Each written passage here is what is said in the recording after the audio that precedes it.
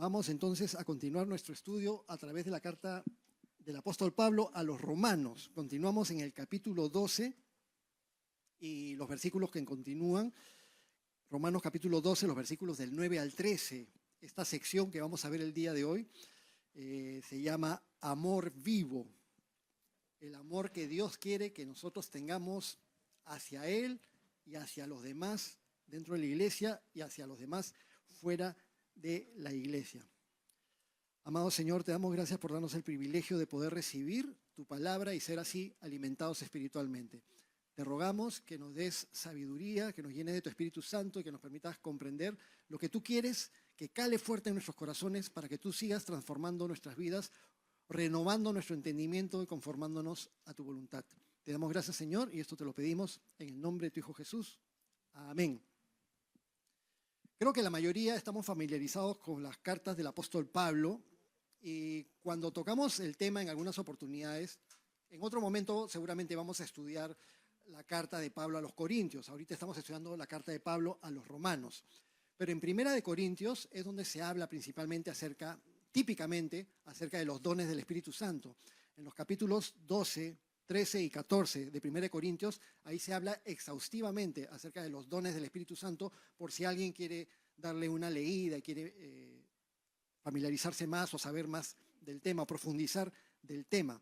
Pero lo interesante es que en el capítulo 12, donde Pablo se explaya mucho acerca de muchos dones del Espíritu Santo, la semana pasada en Romanos hemos visto unos cuantos dones del Espíritu Santo que Pablo nos explicó que esos dones son maneras en que el Espíritu Santo capacita a la iglesia para que glorifiquemos a Dios y también para que nos edifiquemos unos a otros. Y en 1 Corintios, en el capítulo 12, el apóstol Pablo dice: no quiero, hermanos, que ignoren acerca de los dones del Espíritu Santo. O sea que es voluntad de Dios que conozcamos el tema. Así que se los dejo de tarea para la casa. Pero cuando termina el capítulo 12, algo muy interesante es, después de haber dado toda esta lista de dones del Espíritu Santo, dice: aspiren a los dones mejores, pero yo les muestro un camino aún más excelente. Aspiren a los dones mejores, o sea, reciban todas aquellas cosas que Dios les da para que sean capacitados. Es como tener un armario lleno de herramientas preciosas que Dios nos regala para que seamos capacitados y algo mucho más valioso que unas herramientas, que no las dejamos en el armario, sino que las tenemos que tomar y las tenemos que usar. Y Pablo nos dice eso: aspiren a los dones mejores, pero yo les muestro un camino aún más excelente. Y de ahí empieza con el capítulo 13 de 1 Corintios. ¿Y de qué trata el capítulo 13 de 1 Corintios? Del amor. El camino más excelente del que nos habla Pablo entre todos los dones del Espíritu Santo es el amor. Ese camino es el amor. Y algo muy parecido ocurre con Romanos capítulo 12. Primero Pablo nos habló acerca de la consagración, de presentar nuestros cuerpos como sacrificios vivos, santos y agradables a Dios, que es nuestro culto racional. Y luego nos habló de ser transformados por medio de la renovación de nuestro entendimiento para que comprobemos cuál es la buena voluntad de Dios, agradable y perfecta. ¿Queremos o no queremos saber cuál es la voluntad de Dios? ¿Queremos que Dios nos ayude a entender su voluntad? Muchas veces nos es difícil, pero en la medida en que estamos más en comunión con Dios, empezamos a comprender y a tener paz cuando entendemos que su voluntad siempre es buena. Pero luego, desde el versículo 9 que vamos a ver el día de hoy, Romanos 12, desde el versículo 9 al 13, el apóstol Pablo, inspirado por el Espíritu Santo, nos va a mostrar cómo es que se vive ese camino más excelente, después de haber sido capacitados con dones dentro del cuerpo de Cristo, donde cada uno tiene una función. Se nos va a mostrar cómo se vive ese camino más excelente, el camino del amor. Y es mucho más que palabras teóricas. Es el día a día de la vida cristiana como debe ser vivida, en el amor que Dios quiere que tengamos los unos para con los otros. Así que vamos al texto de Romanos. Acompáñenme a Romanos capítulo 12, desde el versículo 9. Ay, eso tenía que ponerlo cuando hablaba del camino más excelente, como ilustración.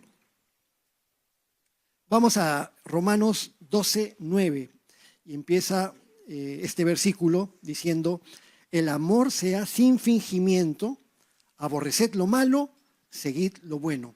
Ya habíamos explicado que el libro de Romanos se le puede hacer dos grandes divisiones. Una división grande en todo lo que es enseñanzas doctrinales para que tengamos bien en claro lo que significa y lo que es la salvación por medio de la fe en Jesucristo y la justificación delante de Dios por medio de la fe en Jesucristo. La parte doctrinal abarca hasta el capítulo 11, pero a partir del capítulo 12 vamos a recibir instrucciones para la vida práctica del creyente cristiano. Y se nos dice aquí en el versículo 9, el amor sea sin fingimiento. Primeramente, el amor. El Nuevo Testamento fue escrito originalmente en el idioma griego, no fue escrito en español, luego fue traducido a diferentes idiomas. Pero hay varias palabras griegas que se pueden traducir como amor en español. La palabra que aquí es traducida como amor es la palabra ágape. Ahí la he registrado abajo, ágape, la palabra griega ágape, que habla de un amor que se entrega. Es la palabra central del Nuevo Testamento, cuando se habla del amor de Dios y del amor también que Dios quiere que tengamos los unos para con los otros y que desbordemos de ese amor, el amor ágape. Ese amor es un amor misericordioso, un amor bondadoso, un amor voluntario, porque yo tomo la decisión de amar, así como Dios tomó la decisión de amarnos, y amamos a Dios porque Él nos amó primero. No es meramente una emoción, es un amor abnegado, sacrificado, sufrido, es un amor que siempre hace lo correcto, como lo describe Pablo en 1 Corintios 13, eso también queda de tarea para la casa. Un amor paciente, un amor crédulo, pero no ingenuo, un amor no impulsivo, sino un amor que busca el bien de los demás y que se entrega aun cuando no pueda necesariamente recibir nada a cambio. En la Biblia se nos enseña que Dios es amor y que por amor lo hizo todo y por amor nos hizo a nosotros también.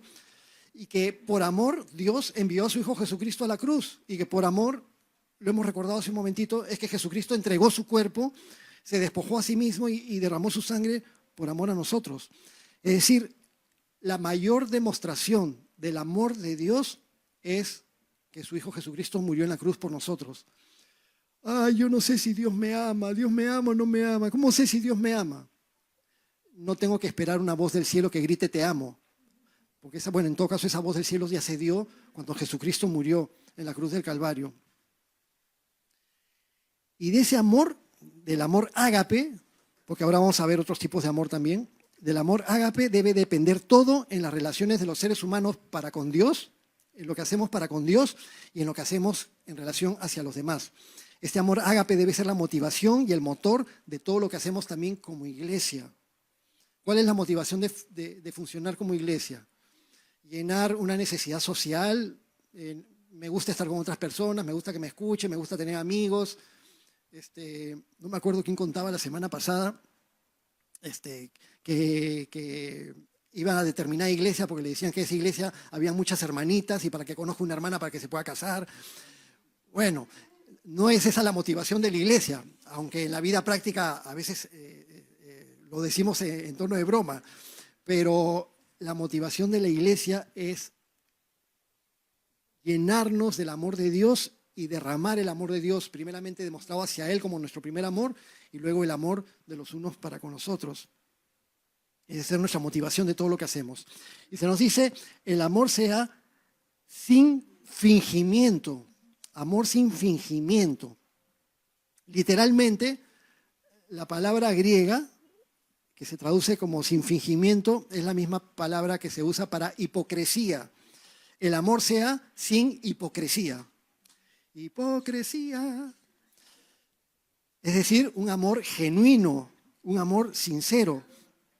Imagínense saludar a alguien dentro de la iglesia, darle un abrazo, decirle que Dios te bendiga, pero apenas se retira ese hermano de la iglesia y empieza, oye, ¿te has fijado lo que ese hermano, lo que hace, lo que dice, que esto es así, que esto es así? Y empezamos a tirar a ese hermano al que acabamos de saludar con amor, lo teníamos tirando al piso en lo que opinamos de él con otras personas, destruyendo honras y destruyendo buena fama, hablar mal de una persona. O de repente saludar a alguien, aparentemente llega alguien y se le saluda con mucho cariño, pero una vez que se va, ya, que se vaya nomás y luego no pasa nada. O sea, era una finta, era una cara, nomás que una cara que uno puso para saludar en el momento. El amor sea sin hipocresía. Debemos amar mostrando interés sincero por los demás y no ser falsos. Pero algunas personas dicen, es que yo no soy hipócrita, yo soy muy sincero. Y como yo no soy hipócrita y yo no amo, entonces yo tampoco saludo con cariño porque yo no siento nada. Entonces, el hecho de no querer ser hipócritas no lo queremos tener como una excusa para no amar como Dios quiere que amemos. Jesucristo nos dijo en el Evangelio de Juan, les doy un mandamiento nuevo, pero este mandamiento les doy, que se amen unos a otros como yo los he amado. Pero Jesucristo dice, les doy este mandamiento. Miren, es curioso porque el amor debe ser voluntario, pero al mismo tiempo es un mandamiento de Dios. Y entonces yo no puedo decir, ya amaré más adelante, ya cuando Dios trate conmigo, ahí amaré, pues. No, Dios quiere que ames. Obviamente que cada uno tiene su forma de ser. Algunos son más introvertidos, otros son más extrovertidos. Con la personalidad y con el carácter, ese no es el problema, salvo que hayan defectos de carácter. Pero ese no es el problema, cada uno es como es. Pero el amor en sí, es decir, la predisposición de amar, de ser bondadosos, misericordiosos, de pensar en los demás antes que en nosotros mismos, es un mandato del Señor. No debemos amar a regañadientes. El amor sea sin fingimiento. Ya pues, te amo porque Dios me lo manda, pero si no, no te amaría. Y tenemos así en reservas unos para con otros. Ama como Jesús te ama, voluntariamente. Y haz de ese amor un amor sincero. Que el amor sea sin fingimiento. Y luego se nos dice, en el mismo versículo 9, aborreced lo malo, seguid lo bueno. Aborreced lo malo. Ahí puesto la palabra griega para aborrecer, que es la palabra griega apostigeo, que significa odiar intensamente. Tenemos un amigo que se encargaba del sonido hace más de 20 años en Gracia, que muy graciosamente cuando algo le fastidiaba decía, te odio, decía, pero lo decía en broma, ¿no? Pero bueno, aborrecer lo malo significa odiar intensamente. Este apostigeo, detestar, rechazar con repulsión, apartarse con firmeza. Así que, si te morías de ganas de expresar odio, pero odio con odio jarocho, odio, esa palabra jarocho solamente la conocen los que veían televisión hace más de 20 años atrás. No me tomen en cuenta estas últimas palabras, las cortamos del video después. Pero si quieres odiar intensamente, la única licencia que tienes para odiar intensamente es odiar lo malo, aborrecer lo malo, rechazar con repulsión. Es decir, cuando hay algo que es perverso, que es malo, porque lo que es traducido como malo es la palabra poneros, que describe algo que es moralmente corrupto, algo dañino, algo maligno, algo que es activo en hacer daño a uno mismo y a los demás. Eso es algo que es traducido como algo malo, aborrecer lo malo. Y lo malo no es un mal pasivo, sino que es un mal que activamente corrompe y destruye. Y entonces la única licencia que tenemos para aborrecer, para odiar, para sentir repulsión, es aborrecer lo malo. Cuando yo sé que hay algo que causa daño a mi relación con Dios o que le causa daño a los demás o algo que puede causar daño a la relación de un hermano con Dios, que le va a dañar espiritualmente, entonces esa circunstancia yo la debo aborrecer, le debe causar repulsión. Todos recuerdan la historia de José en Egipto, y cuando la esposa de Potifar se le insinuaba y luego más fuertemente se le mandaba y luego ya al final lo trata de tomar a la fuerza a José, y José que decía, ¿cómo voy a hacer yo esto a mi amo que ha sido tan bueno conmigo y cómo voy a hacer esto en contra de Dios, cómo voy a pecar en contra de Dios. Veía con repulsión la posibilidad de hacer, él mismo decía en sus palabras, un mal tan grande. Es decir, cometer una infidelidad, cometer un adulterio con la esposa de su amo. En la sociedad moderna, bueno, en la sociedad de todas las épocas, los jovencitos hubieran dicho, pero aprovecha pues, si se te está mandando. Pero él lo vio en la dimensión correcta, algo que es perverso, malévolo, malvado y tantas otras cosas. Entonces, el amor transformador de Dios debe producir en uno un carácter santo, de manera que sintamos repulsión y nos opongamos a todo aquello que pudiera tener la capacidad de corromper o de hacer daño a los demás. Y noten que un amor no fingido discierne y rechaza lo que está mal. Hay muchas circunstancias de la vida cotidiana y de lo que nosotros vemos todos los días en las noticias o en lo que nos rodea, en la sociedad que nos rodea, o incluso a veces dentro de la iglesia, desgraciadamente, que son este tipo de mal, el mal poneroso. Y son cosas que debemos rechazar. La discriminación, el bullying, el racismo, el antisemitismo, la corrupción, la delincuencia generalizada en las calles, pero la corrupción está generalizada, está en las más altas esferas de los gobiernos, a todo nivel, en política también. El chisme, sea en nuestra vida cotidiana o sucede también en las iglesias. El abuso de la autoridad que sucede en la vida cotidiana y a veces también sucede en las iglesias. Aprovecharse de las personas que sucede en la vida cotidiana y a veces también en las iglesias, cuando algunas personas utilizan las cosas de la fe para aprovecharse de los demás. Donde habían contado la semana pasada, no me acuerdo a quién le sacaron una cantidad de dinero tremenda en una iglesia. Bueno, sin mencionar nombres ni nada, pero a una persona que estaba asistiendo a una iglesia y le pidieron invertir, el pastor de la iglesia le pidió hacer una inversión y lo estafaron con una cantidad muy fuerte de dinero y cosas así por el estilo. Bueno, tantas cosas que son ponerosas, la violencia, la sexualización cultural, de tal manera que hasta los niños más pequeños están empezando a ser sexualizados para que se involucren en actividades que no son ni para su edad ni para las circunstancias que deben ser solamente dentro del parámetro del matrimonio. Y la idolatría generalizada que ha destruido sociedades enteras. Bueno, el amor sea sin fingimiento. Aborreced lo malo, seguid lo bueno. Seguid lo bueno. La palabra en español es seguid, pero es la traducción de una palabra que tiene como raíz el griego collao. Collao, así parecido a la meseta del collao. Collao significa pegar, unir firmemente, adherirse, quedar unidos sin soltarse. Por eso puse una foto de una cola sintética, como cuando pegas dos pedazos de madera con cola sintética y dejas secar y reposar el tiempo correcto y después se quedan bien pegados, bien unidos. Así es, collao, esa es la palabra que se traduce como seguid lo bueno, es decir, pégate a lo bueno, literalmente, pégate con firmeza a lo bueno. Así que seguid lo bueno significa ir en pos de Dios o ir en pos de lo que le agrada a Dios y apegarse firmemente a ello y vivir practicando todo lo que es virtuoso, todo lo que honra a Dios y todo lo que sirve para el bienestar y para bendición de los demás.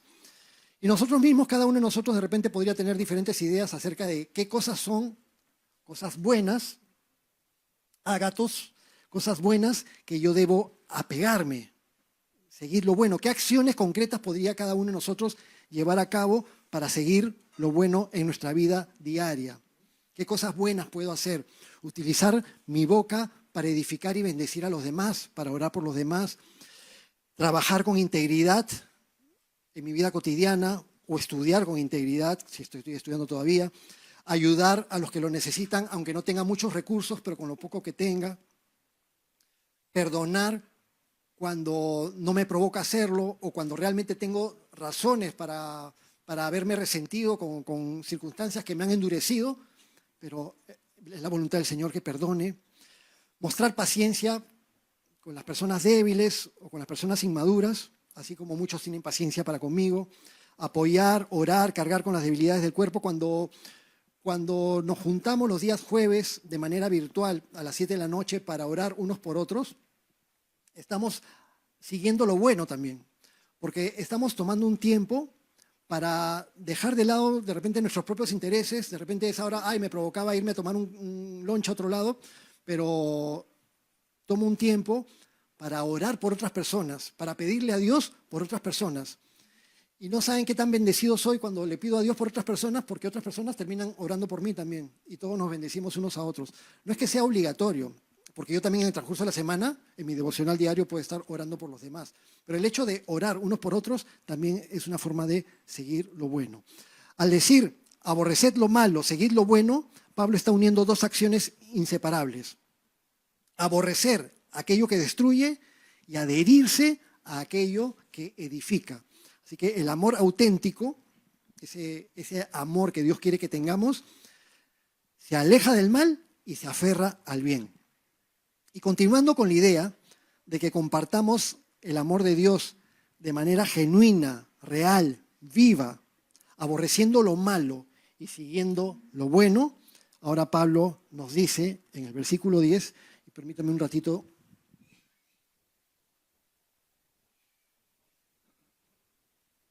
Versículo 10, amaos los unos a los otros con amor fraternal.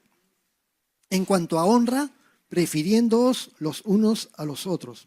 Esta es la versión Reina Valera del 60, ¿no? Que habla con un español antiguo. En un lenguaje contemporáneo sería ámense los unos a los otros con amor fraternal. En cuanto a honra, prefiéranse los unos a los otros.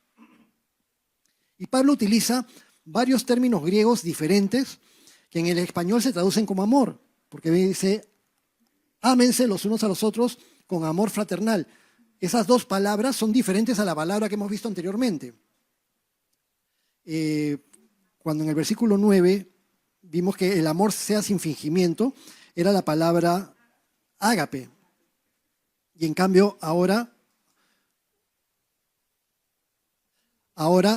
el primer término, amaos, la primera expresión, amaos los unos a los otros, traduce un adjetivo griego, filostorgoi, que viene de dos palabras, filos y estorge. Filos y estorge son dos tipos de amor descritos en la Biblia, amor filos y amor estorge. Y Pablo los une como una sola palabra, filostorgoi. Es la única vez en todo el Nuevo Testamento en que encontramos esa palabra así, y es traducida como amados los unos a los otros. La palabra filos habla de un afecto especial, un apego voluntario, un amor que se elige, como el amor que se puede tener hacia un amigo cercano o hacia alguien o hacia algo que apreciamos tremendamente. Hay varias palabras en español que tienen esa palabra filos. Por ejemplo, filosofía. ¿Qué significa filosofía? No significa yo amo a Sofía, sino Sofía significa conocimiento, sabiduría, y es amor a la sabiduría, eso se llama filosofía. Y así también hay varias palabras, incluso algunas palabras feas en español que utilizan este término filo, algo, amar algo. Teófilo es una palabra bonita, un lindo nombre. Teófilo significa amador de Dios o amado de Dios, Teófilo. Y está la palabra filos. La otra palabra, estorge, habla de un amor natural, de un amor entrañable, que brota de las relaciones ya existentes. Cuando tengo a mis hijos, ya no es que yo voluntariamente elijo amarlos, sino que en forma natural Dios pone en mí amor hacia nuestros hijos. Es como la mamá osa, la mamá leona, su amor por sus hijos que es tan grande y que tantas veces se saca como ejemplo. El amor también entrañable que hay entre hermanos, aunque a veces se detestan, aunque a veces se pegan, se pelean y después van creciendo, ya esas cuestiones se arreglan, se liman las asperezas, pero después con el tiempo continúa las relaciones familiares. Mi familia siempre ha sido un poquito numerosa, nosotros hemos sido 7 hermanos, entonces mis papás y mis 7 hermanos. Ya cuando mis hermanos mayores empezaron a casar y empezamos a tener sobrinos, Mi primer sobrino lo tuve, sobrino carnal, ¿no? Lo tuve cuando yo tenía 11 años. Y vino una primera tanda de sobrinos en diferentes hermanos, los 3 mayores, y de ahí otra tanda, y de ahí otra tanda. La cuestión es que en la actualidad, en la siguiente generación, mi generación somos 7. Pero de los 7 ya 3 se han ido al cielo, pero éramos 7. Luego en la siguiente generación, los sobrinos son 19. Y de la siguiente generación ya hay varios sobrinos nietos, hay por lo menos 5, ¿no? Algo así, 5 sobrinos nietos. Entonces, y bueno, más alguna que otra persona más, cuando se hacían las reuniones familiares los días domingos, se llenaba la casa, pues, y mis papás felices con todos los hermanos, los sobrinos y todo, y había un cariño muy entrañable. Después ya mis papás se fueron al cielo, algunos hermanos también se fueron al cielo, pero cuando hay la oportunidad y nos reunimos en familia, siempre hay ese amor tan lindo de reencontrarnos, de compartir, de partir, de comer algo juntos. Y tengo una hermana que se ha ido a vivir a Estados Unidos. Mi hermana Tati, es la mamá de Camila y Kiara, que a veces se aparecen por acá. Y Tati está en Estados Unidos, pero está unida a nosotros por un chat, pero está viviendo allá, lejos de nosotros, ya no puede asistir a las reuniones familiares. Y justo en estos días ha viajado una cuñada de Canadá a Lima, y por razón de ese viaje, junto con mis sobrinos, están planificando una reunión familiar grande de nuevo para reunirnos todos la semana que viene. Y mi hermana Tati, que está en Estados Unidos y que ya no vive acá y que ya no puede venir, decía, tengan en cuenta, cuando yo estaba allá, no me daba cuenta y no apreciaba lo importante que es la familia, pero ahora que estoy lejos y ya no me puedo reunir con ustedes, ahora sí siento la pegada. Aprovechen mientras estén juntos y reúnanse. Ese amor de la familia es un amor tipo Estorges. Es un amor diferente que el amor filos.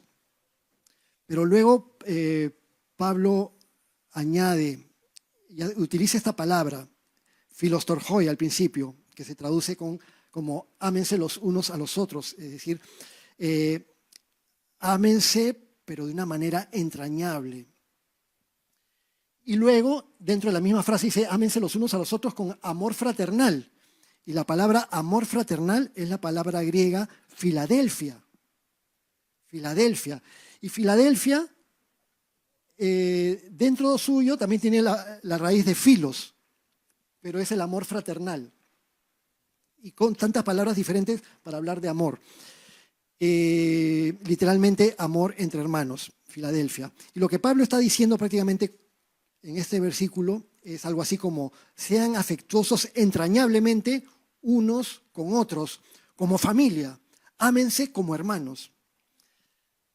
Es decir, a la familia natural se le ama de manera casi instintiva, pero a la familia de la fe, Pablo, el Señor, con su Espíritu Santo, inspirando a Pablo, nos está diciendo que a la familia de la fe debemos amarla por elección, pero como si fuera nuestra familia natural. No se está con actitudes de rechazo unos para con otros, sin afecto, todo lo contrario. El Señor nos ha salvado, nos ha perdonado, nos ha amado, y Él quiere que en la familia de la fe nos amemos entrañablemente, y ese es el amor que debe caracterizar a la iglesia. ¿Recuerdan cuando nuestro Señor Jesucristo dijo, en esto conocerán todos que ustedes son mis discípulos? ¿Por qué? Porque usan la gorrita que dice Calvary Chapel. En esto conocerán todos que ustedes son mis discípulos. ¿Por qué? Porque hablan en cristiano. Aleluya, gloria a Dios, varón de Dios. Por eso te van a reconocer como cristiano. En esto reconocerán todos que ustedes son mis discípulos, por el amor que se tengan los unos a los otros. Es decir, cuando las personas se dan cuenta, mira cómo se aman. No, más bien, mira cómo rajan los unos de los otros, mira cómo rechazan los unos a los otros, mira los argolleros de por allá que dejan de lado a los de por acá y cosas así por el estilo, que desgraciadamente se ve. ¿Será posible eso? Y con respecto a la frase final del versículo 10, en cuanto a honra, prefiriéndose los unos a los otros. Dios quiere que nos despojemos de nuestros propios intereses para velar por los intereses de los demás. Nos llama a poner por delante el bien del hermano, incluso cuando eso implica postergar nuestra propia comodidad. difícil de entenderlo y difícil de llevar a la práctica, pero es la voluntad del Señor y debemos aspirar a eso. Por eso cuando empieza el capítulo 12, en el versículo 2, diciendo, no se conformen a este mundo, y no se conformen, significa no sigan el molde del mundo, pero yo a veces también entiendo la palabra no se conformen, es que no se resignen a seguir siendo iguales, seamos renovados en lo que el Señor quiere de nosotros. Y nos renovamos justamente estudiando la palabra de Dios. Dios quiere que pongamos por delante el bien del hermano. Por ejemplo, de repente un día estás muy cansado, muy hambriento, ya saliste de la iglesia y ya quieres llegar a tu casa para ir a comer, y de repente te cruzas justo con un hermano que quiere conversar contigo en ese momento porque le está pasando muy mal, tiene un problema difícil y necesita una voz amiga y el consejo de alguien y necesita un poco de oración. Y de repente dentro de ti, en ese momento dices, no, justo ahorita, ay, a ver, ¿qué quiere? ¿No? Lo voy a escuchar un ratito y a ver cómo me lo saco de encima. De repente uno por dentro tiene esa actitud, si somos sinceros delante de Dios. Pero ¿qué haría Jesús? ¿Recuerdan la alimentación de los 5,000? Si para hacer un almuerzo y servir a 100 personas nos agotamos, imagínense para la alimentación de los 5,000. Jesucristo multiplicaba los panes, pero él mismo le daba a sus discípulos y los discípulos le entregaban a las personas. Y seguía repartiendo y seguía dando y Jesús personalmente a sus discípulos y los discípulos a todas las personas hasta que todos fueron alimentados y todavía cuando los sobró recogieron. Cuando se terminó de alimentar a toda la multitud, Jesucristo vio a sus discípulos, ya seguramente ya están cansados, y los mandó por delante. Súbanse a la barca y vayan yendo. Y los mandó a los discípulos que se vayan y él, Jesús, se quedó personalmente a despedir a la multitud. Y los atendió hasta que se hizo bien tarde y se fue a orar todavía.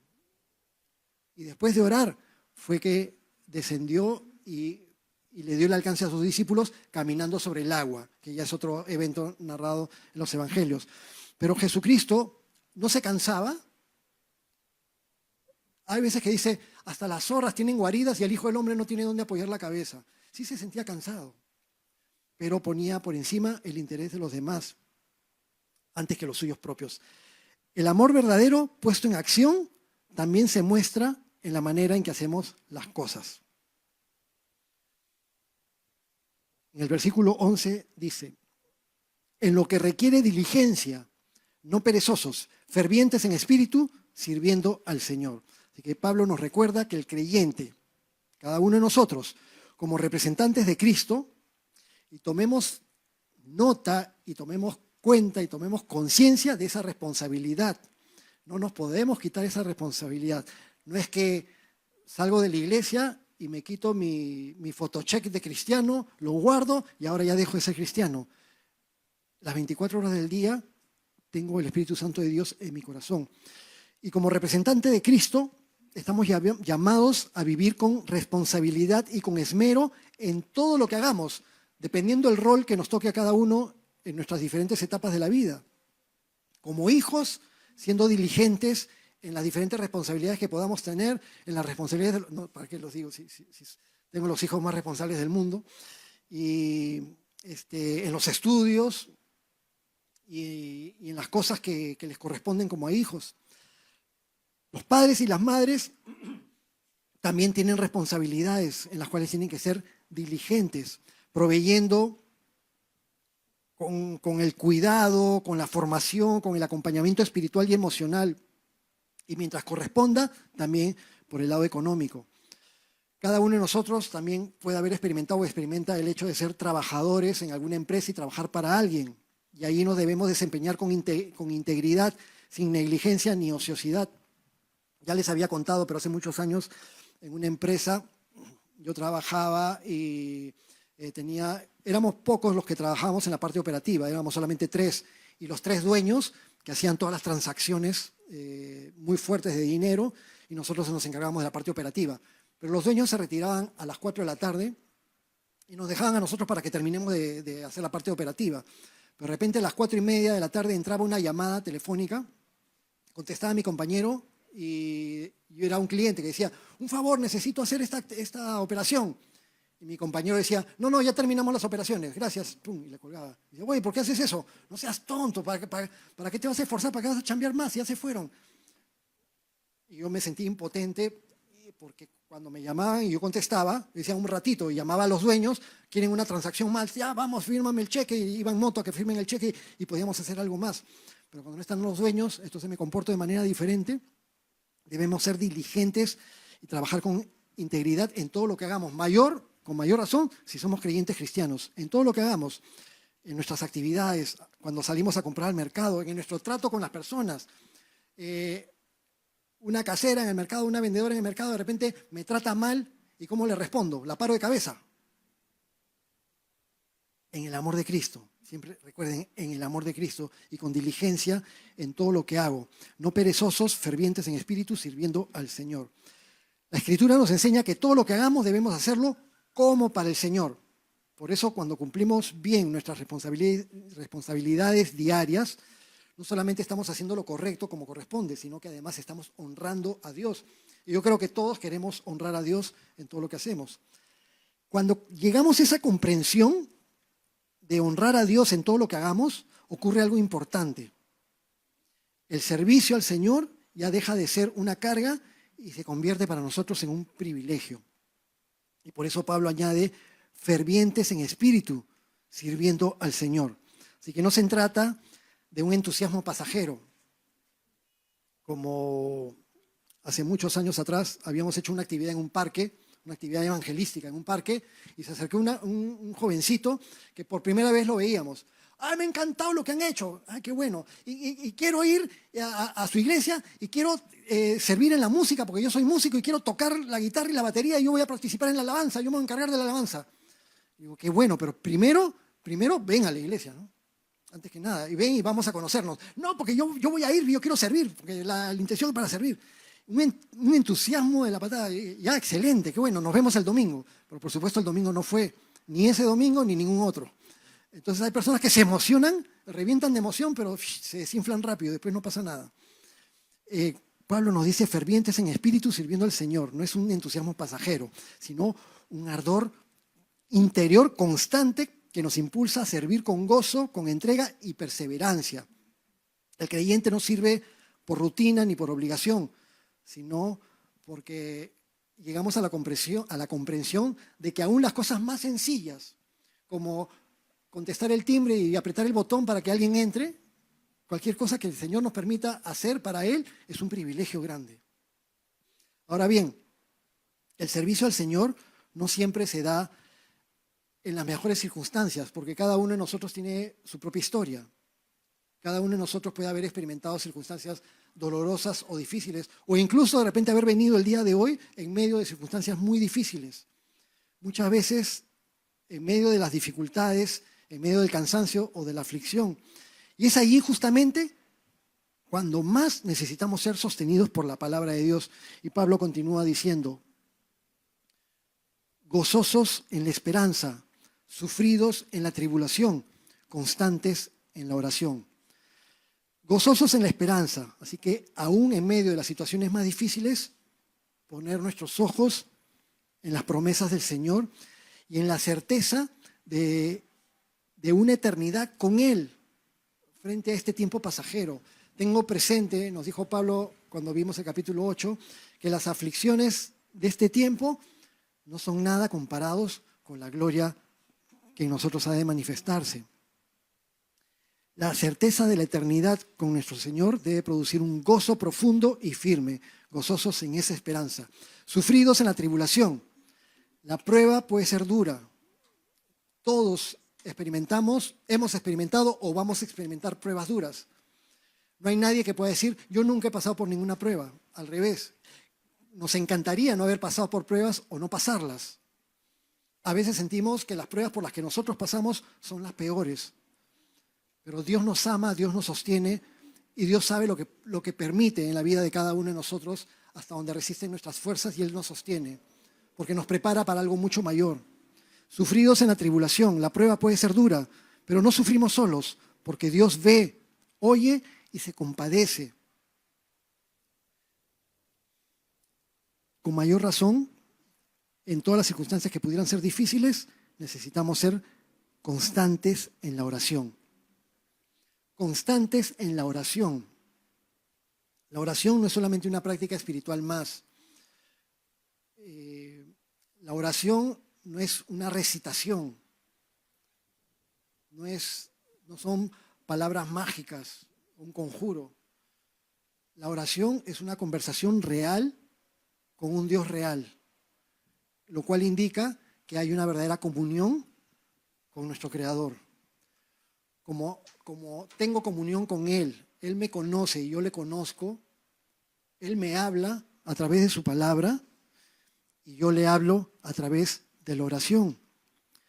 La oración, y a más oración, muestra una dependencia nuestra de parte de Dios.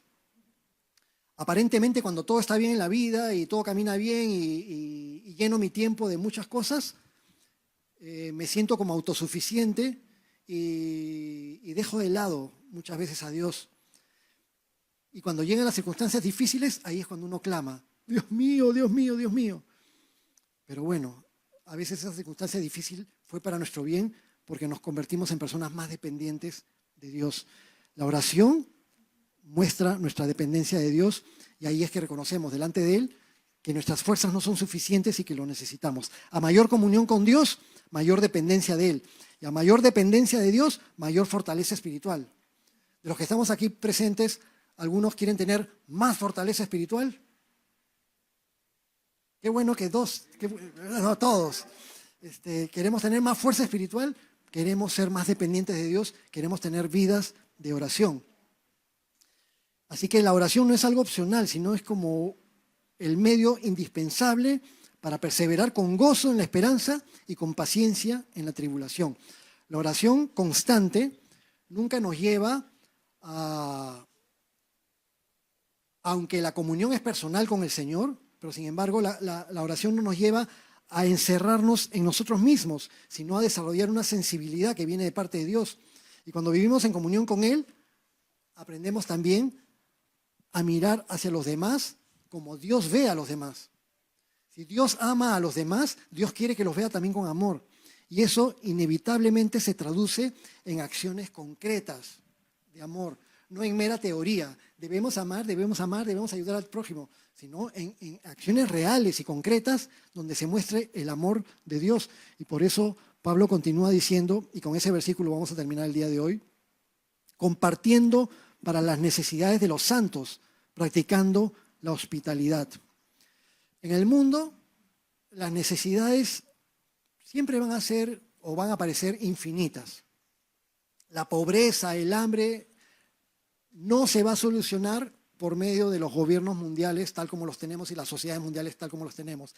El egoísmo del ser humano, la mala distribución de los recursos que existen, hacen que haya tanta disparidad. Pero muchas veces el alejamiento de Dios y la brujería y la idolatría es la que postra a los pueblos en las mayores desgracias y en las mayores de las pobrezas. No estoy diciendo que todos los pobres son idólatras. Hay muchos pobres que son sinceramente temerosos de Dios y Dios los cuida y Dios les da de comer cada día y Dios provee para que tengan un techito y para que tengan la ropita para el día. Pero Jesucristo dijo, a los pobres los van a tener todo el tiempo. Entonces hay mucha necesidad. Sin embargo, la palabra de Dios nos enseña que Dios mismo es quien provee y quien muchas veces nos provee no solamente para nuestro bienestar y para que le glorifiquemos, sino también para que tengamos la posibilidad de ejercer misericordia y compasión para con otros. Que si puedo ser un poquito misericordioso, compasivo y experimentar un poco de caridad cristiana, compartiendo recursos con otras personas, ayudando a alimentar a pobres, dando ayuda económica o ayuda física o de otras maneras, simplemente es porque Dios me dio la posibilidad de hacerlo. No para que yo me jacte, sino para que pueda ser canal de su bendición para aquellos que atraviesan necesidad. Ya hemos visto que el Señor desea que amemos a nuestros hermanos en Cristo como si fueran nuestra propia familia. Y si dentro de nuestra familia alguien estuviera padeciendo diferentes circunstancias, ¿nos quedaríamos de brazos cruzados? Entonces, dentro de la vida de iglesia, no es raro que nos demos cuenta de las dificultades económicas, dificultades familiares o dificultades personales que algunos hermanos pudieran estar enfrentando. Y cuando vemos que hay hermanos que están en necesidad, por supuesto que lo primero es orar. No vamos a las iglesias en busca de apoyo económico. Cuando una persona va a una iglesia con la mira en el lado económico, está con la motivación equivocada y tiene que cambiar esa manera de pensar. Pero también hay que ser pacientes con las personas que lo ven así. No está sucediendo con nosotros, pero sí lo he visto anteriormente en otras congregaciones cristianas. Hace muchos años, acá en Lima y hace más cantidad de años en Huánuco, había un par de personas que únicamente iban el domingo para ver, de pedir ayuda y que se les diera algo. Iban temprano a nuestra reunión y luego se iban a otra iglesia y luego a otra iglesia y otra iglesia según los horarios. El siguiente domingo no venía a nuestra iglesia porque iba a otras. Y después el siguiente otro domingo, ahí sí venía a nuestra iglesia. No perdía continuidad, pero siempre era porque después nos enteramos por medio de otros pastores que este hermano recorría diferentes iglesias en busca de ayuda económica. Pasaban por necesidad, sobre todo en las iglesias de Jerusalén. Y desde otros lugares del mundo mandaban ayuda a los hermanos de Jerusalén. Por causa de las persecuciones a los cristianos y las expulsiones de ciudades, muchos creyentes con todo y sus familias experimentaban problemas muy serios económicamente. Incluso a veces no tenían ni siquiera dónde dormir. Otros creyentes viajaban para predicar el evangelio y cuando viajaban necesitaban también experimentar la hospitalidad entre hermanos, de recibir a otros hermanos para que vayan de ciudad en ciudad predicando la palabra. Es bueno ser hospitalarios, hay que practicar la hospitalidad, pero al mismo tiempo es importante ser muy prudentes. Ya lo había contado hace tiempo, el testimonio de una familia, testigos de Jehová, donde el padre de familia, por querer ser muy textual con la hospitalidad bíblica, recibió y le dio alojamiento a un hermano mayor, a un varón, y el cuarto de huéspedes estaba al medio, entre el cuarto de los papás y el cuarto de la hijita menor. Y lo alojó durante varios meses. Cuando la hijita se empezaba a quejar, los padres no le daban crédito a lo que la hijita decía, hasta que sucedió lo inevitable y fue horrible, y ya los padres de la niñita, a lo mucho, llegaron a votar al señor de la casa, pero el señor seguía yendo a las reuniones de su agrupación, y cuando hablaron con el liderazgo les dijo que no dijeran nada para no armar escándalo, para que no se armara un escándalo. Y taparon la cochinada que había sucedido durante tanto tiempo. Cuando practicamos la hospitalidad, debemos ser muy responsables de cuidar a los miembros de nuestra familia. No podemos ser hospitalarios con cualquiera sin saber a quién estás metiendo a tu casa y menos exponer a tu familia a un riesgo y peligro. O sea que ser hospitalarios pero con la debida precaución. Pero bueno, Pablo exhorta a la iglesia no solo a sentir compasión, sino a compartir y practicar la hospitalidad. El amor cristiano verdadero se manifiesta cuando abrimos la mano y abrimos la casa para bendecir a otros. Hace años un amigo en Huánuco, la semana pasada hice el comentario delante de unos hermanos. Un amigo en Huánuco me dijo, Fernando, cuando quieras, las puertas de mi casa están abiertas para ti. Y decía, ten cuidado, no dejes las puertas de tu casa abiertas, se van a meter los choros. La semana pasada lo conté delante de unos hermanos. Pero bueno, hay personas que son así, hospitalarias. Conclusiones y terminamos. El amor cristiano es genuino y discierne. No es fingido, pero tampoco es ingenuo. El amor cristiano aborrece lo que destruye y se apega firmemente a lo que es bueno delante de Dios. El amor cristiano se vive como familia. No compite ni busca lo suyo. Honra y sirve y pone al hermano por delante como miembros de una misma casa en Cristo. Y el amor cristiano se demuestra con acciones concretas. Se expresa en diligencia, en fervor, en perseverancia, en oración, en generosidad y en hospitalidad, porque el amor bíblico es un amor vivo.